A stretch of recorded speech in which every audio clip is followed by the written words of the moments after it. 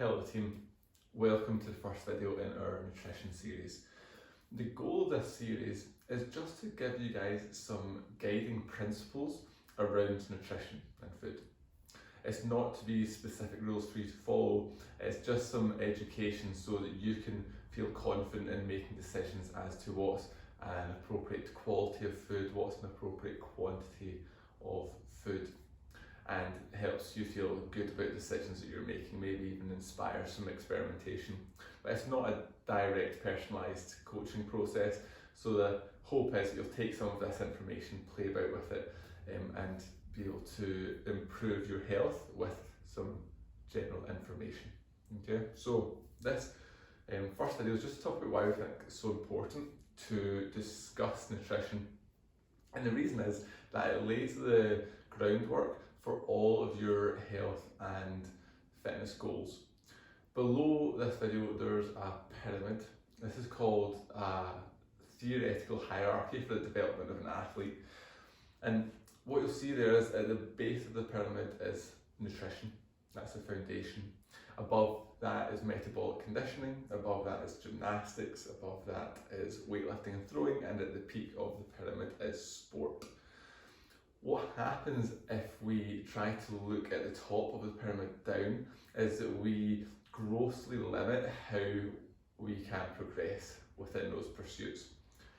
So if you think at the top, if your sport, for example, was rugby, and you purely just went out and played rugby, you might find that hard if you don't have the body awareness or the strength or the conditioning or the appropriate fuel to complete that rugby.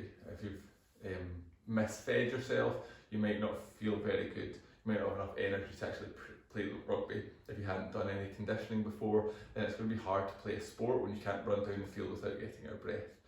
If you've never done any gymnastics or bodyweight movement, then it's going to be hard to coordinate getting yourself into the positions that you would need for a specific sport. And if you hadn't done any weightlifting or throwing, controlling external objects, then it's going to be hard when you go to throw a rugby ball or push into an opponent.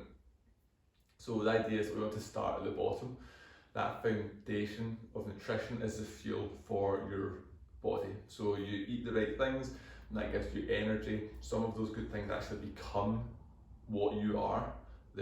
Your body breaks it down and absorbs some of it. So when you eat well, that sets you up for success. And then above that, if we then worked on conditioning to the point where you didn't really get out of breath very easily, if we moved up from there to gymnastics, where you build up control of your body in space, and then you go to weightlifting and throwing, where you learn how to exert force onto external objects, then by the time you get to rugby, for example, then you don't get out of breath fast. You know how to move your body, and you know how to move people or the implements of the sport.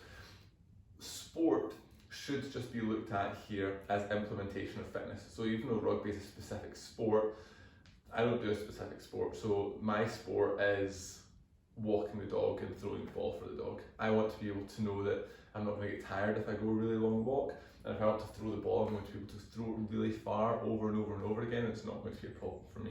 Sport for you might be playing with your kids or grandkids.